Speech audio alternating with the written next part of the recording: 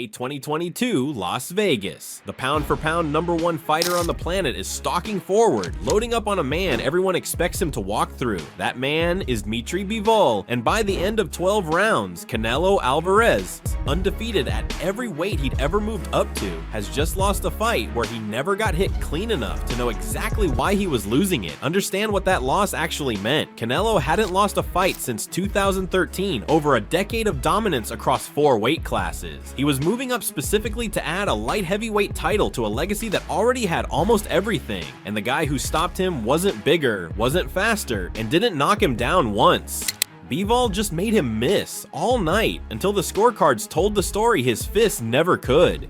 That's the whole story of Dmitry Bivol. He doesn't just outbox his opponents, he traps them in a psychological minefield where every step is a deception. Today we're breaking down the invisible technique that's turned some of the hardest hitters on the planet into frustrated, overextended punchers swinging at ghosts. Here's the question that matters: how do you neutralize raw power without throwing a single punch to stop it? The answer isn't speed, it isn't size. Bivol is 6 feet tall with a 72-inch reach. Unremarkable numbers for a light heavyweight. The answer is footwork so small, most broadcast commentators don't even mention it. Microscopic lead foot pivots that reset the entire geometry of the fight before his opponent even understands what happened. Watch it happen against Canelo. Canelo's entire career was built on cutting off the ring, walking a guy down, closing distance in straight lines, and unloading once he's got you on the ropes. Against Bivol, that game plan simply stopped working. Every time Canelo squared up to load a shot, Bivol's lead foot would pivot 10-15 degrees off center.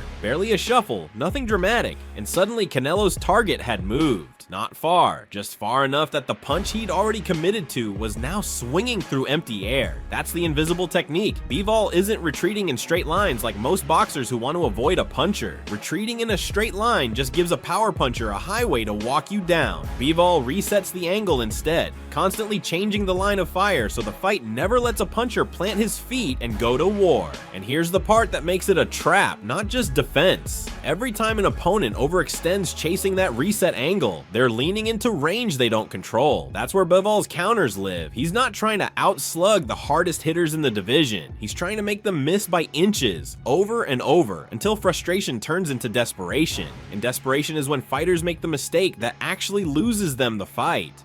But footwork alone doesn't tell the whole story, because the man who arguably solved Bivol's puzzle first is the same man Bivol had to solve twice. Artur Beterbiev, October 2024, the first fight between them for the undisputed light heavyweight championship. Beterbiev is a different animal than Canelo. Shorter range, but suffocating pressure and one-punch power in both hands. Bivol used every ounce of that pivot and reset geometry, and it still wasn't enough. Beterbiev won a majority decision, Bivol's first loss as a professional. Most fighters don't get to solve that kind of puzzle twice. Bivol got a rematch 4 months later, February 2025, and he made adjustments most fans never even noticed. Tighter pivots, faster resets, less time spent admiring his own angles, and more time turning them directly into output. The result, Bivol wins a majority decision of his own, evens the score at 1 apiece, and walks away the undisputed light heavyweight champion of the world. That's not just a technical adjustment, that's a fighter who lost, went back, studied exactly what went wrong, and found a way to fix it against the same live bullet the second time around. Let's get into the geometry itself, because this is the part that separates Bivol from fighters who just run away from power. A 10 to 15 degree pivot doesn't sound like much on paper, but a punch is a straight line committed in advance. By the time a puncher's shoulder rotates and his fist travels, the target has to still be exactly where he aimed. Move that target 10 degrees off axis in the split second before impact, and the punch doesn't just miss. The puncher's whole base is now turned the wrong way, his hips are open, and he's exposed on the very side he just tried to attack from.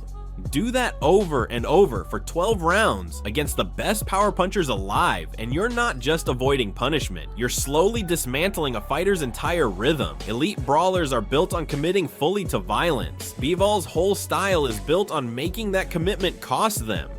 Think of it like a vacuum. Every reset angle pulls a power puncher one step further from the version of the fight they trained for. They start rushing shots that used to be patient. They start reaching instead of sitting down on their power. And a fighter who's reaching is a fighter who's exposed, which is exactly the moment Bivol has been quietly setting up since round 1. So where does this go from here?